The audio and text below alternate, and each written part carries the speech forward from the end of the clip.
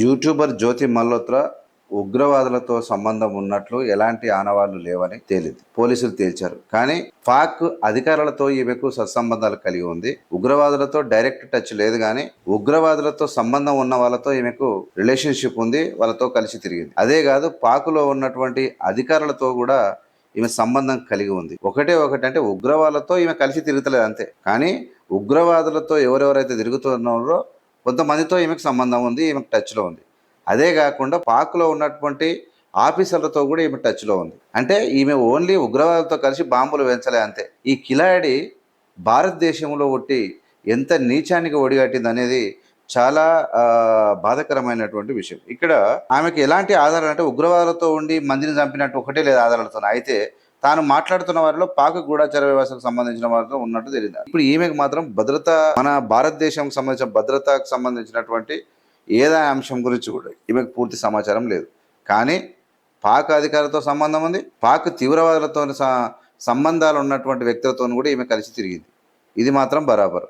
అంటే ఇంత డేంజరస్గా తయారు. అదే కాకుండా ఇంకా సిగ్గు లేకుండా ఇంకేం చేసిందంటే, పాకిస్తాన్లో నన్ను పెళ్లి చేసుకోమని చెప్పి ఆమె ఎవరితోనైతే తిరుగుతుందో ఆమె చెప్పింది. అయితే ఈమె మరొకటి ఏదో పాకిస్తాన్లోనే నన్ను పెళ్లి చేసుకోవాలి అని చెప్పి, ఇండియాలో కాదని చెప్పి ఆయనకి చెప్పినట్టు తెలుస్తూ ఉంది. పాక్ హైకమిషన్కి చెందినటువంటి హసన్ అలీని పెళ్లి చేసుకోవాలని కోరింది ఈమె.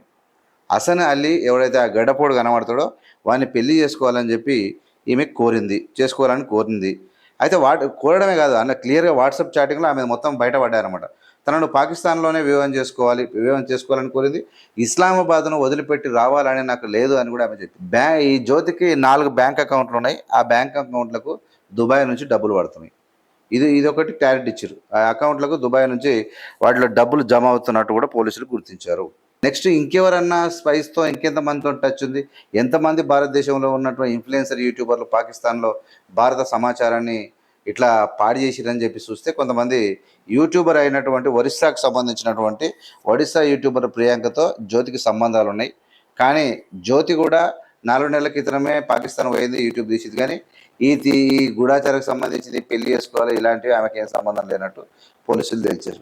మొత్తం మీద ఈ కిలాడి లేడీ జ్యోతి మల్హోత్రా పూర్తిగా తెలిసి భారతదేశ సమాచారాన్ని లీక్ చేసింది. కాబట్టి నాకు తెలిసి జీవితకాలము ఖైదీగానే ఉండొచ్చు, లేదంటే ఉరిశిక్షణ పడవచ్చు. ఆమె చేసినది చిన్న పని ఏం కాదు. ఎందుకంటే దేశభక్తిని, దేశ యొక్క సంబంధించినటువంటి విషయాలను కొన్ని చెప్పడానికి ప్రయత్నం. అంటే పోలీసు వాళ్ళు ఇందులో భాగంగా ఒకటి తేల్చిరిందా అంటే, తీవ్రవాదులతో సంబంధం లేదు. అంటే తీవ్రవాదులతో సంబంధాలు ఉండాల్సిన అవసరం లేదు. దేశానికి సంబంధించినటువంటి కొన్ని విషయాలను బయట పెట్టినా, దేశానికి సంబంధించినటువంటి దేశభక్తిని విదేశాల వల్ల చేతులు పెట్టినా అది కూడా పెద్ద నేరమే. కాబట్టి ఖచ్చితంగా ఈమెకు శిక్ష పడేటువంటి అవకాశాలు అయితే క్లియర్గా కనబడతా ఉన్నాయి. చూస్తూనే ఉండండి ఏవిఎం మీడియా.